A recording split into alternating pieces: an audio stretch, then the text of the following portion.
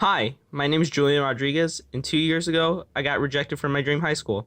Let's talk about that.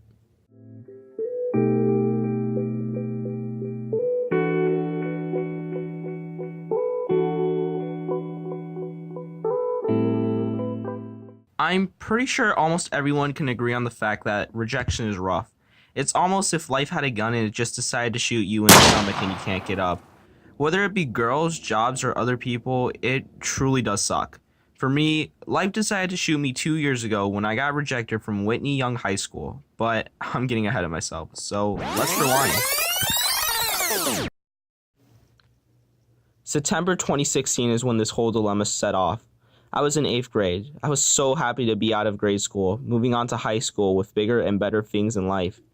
I had my goal set on going to Whitney Young because it had a good reputation for its academics, was close to my house, and a ton of my friends were attending.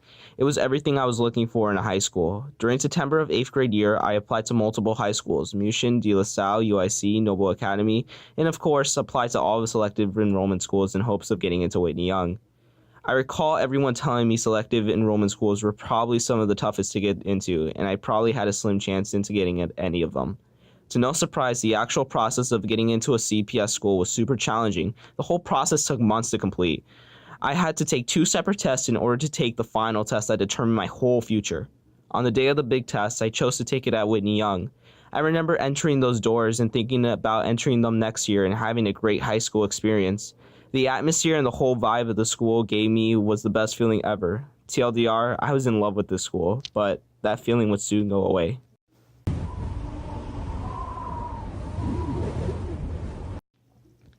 Months go by and I've heard from almost every high school, accepted into every one too, and even getting a small scholarship to one high school. January rolls around the corner and I've heard nothing from CPS. No letter, no email, nada, nothing at all.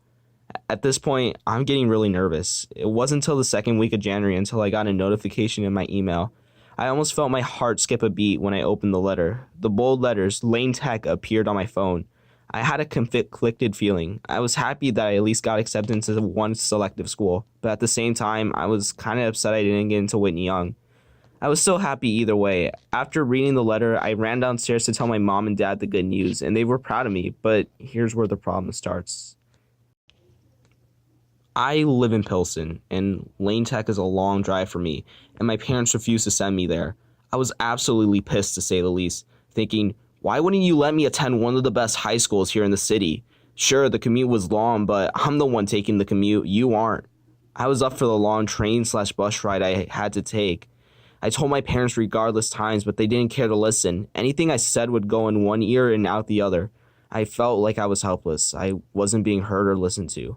I remember my dad saying that the school was racist because of how many white kids attended the school and how I would be bullied due to my race. That was my final straw. It was like my dad didn't think I deserved to even go there because it was only a white kid school.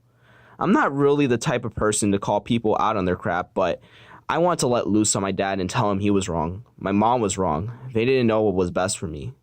Being rejected made me feel like I was nothing. It was decided as much as I wanted to go to Lane Tech, I couldn't go, but there was still another option. I could try to get into Whitney Young through recommendations. I had a month to gather as many recommendations as I could. It was already late December, and I had gotten 5 recommendation letters and a personal statement to send to CPS and pray to God I would get in. I couldn't tell you how painful and anxious waiting for a letter to come in was, wondering if I could even get in. In early April, I received a letter from CPS. All I could remember from reading that letter was, "Thank you for applying, but we cannot offer you a seat at Whitney Young."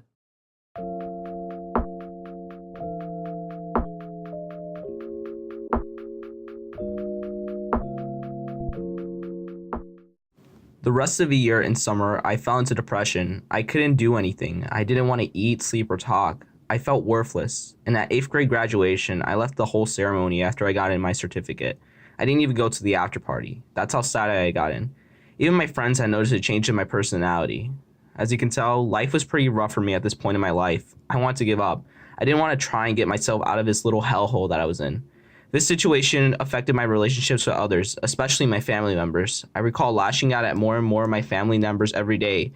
I started treating my friends like crap. like they meant nothing to me at all. I remember one night I stood up all night with a friend who wanted to help me get out of this little bubble of depression, but I was so stubborn. I didn't want her help and told her to screw off.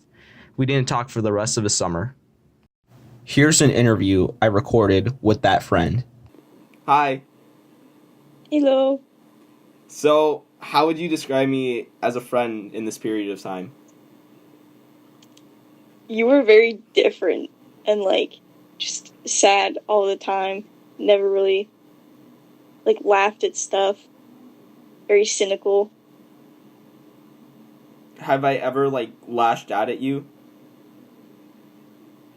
There was one time, but, not directly at me.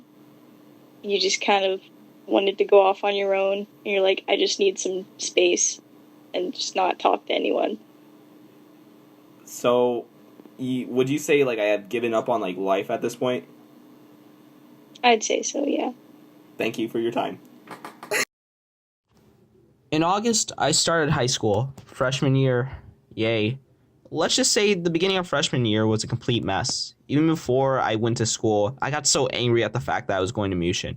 I did not want to be there. I hated it and despised the school as a whole. I remember having a huge argument with my dad and telling him that he didn't know anything about me. I guess that was his turning point. He yelled at me right then and there for being such a complete wuss and complainer, and that I would go nowhere with that attitude. For the sake of keeping this podcast PG, let's just say some words were exchanged.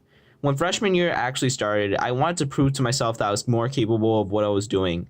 This was a terrible idea. I ended up burning myself out a lot, crying to myself at sleep at night. I missed a lot of school and remember one of my teachers saying, I never thought you as being the ditching type of student.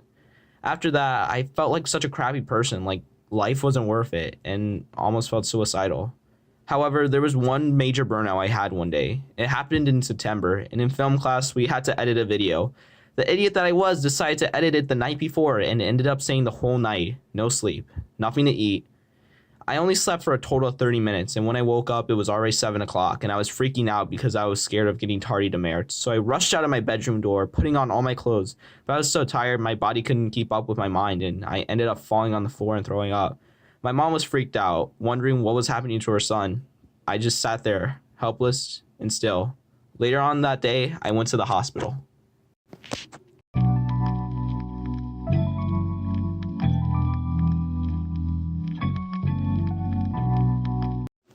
At the hospital, the doctor told me 3 words. Are you depressed? Those 3 words stuck out to me. I was sad, but was I depressed? I said no to the doctor, but deep inside, I knew I was. It was at this point I thought deep to myself and said, do I want to continue life like this? Angry and sad, needing someone to scrape me off the floor. No, I didn't. I needed to be the person who made change in my own life. I stopped thinking about high school and just realized this is where I'm going to be at for the next 4 years. And you know what? That's fine.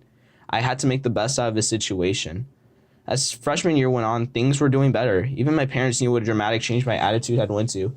As you could tell, things took a drastic turn for the better. I was less sad and was actually thinking clearly and straight for once. I was so happy. I met new people like Andy and Enrique who helped me feel less like a social outcast and helped me feel more positive. I still worked hard, but not to the point of killing myself. I ended up getting top of the class, which is something I thought I would never be able to do. I actually felt like a normal teenager for once in my life. Looking back, I should have asked help with my feelings when I needed it. It would have saved me so much stress and so many tears crying over nothing. I should have told my parents why I was frustrated instead of yelling at them. I want to close out this podcast by saying if life decides to reject you, stay strong. Life is rough, but you have to learn how to move on. No matter how tough the situation is, don't let it kill you. Stand up to it and show life that you can overcome it with enough grit and willpower. Don't be afraid to ask others for help if a situation becomes too much for you. Was I still bummed? Yes, but after this horrible ordeal, I felt as relaxed as ever. I felt like a burden had been lifted off my shoulders. Instead of rejecting closure, I should have found a way to embrace it and move on. If there's one thing I want this podcast to end on, please don't let life get you down.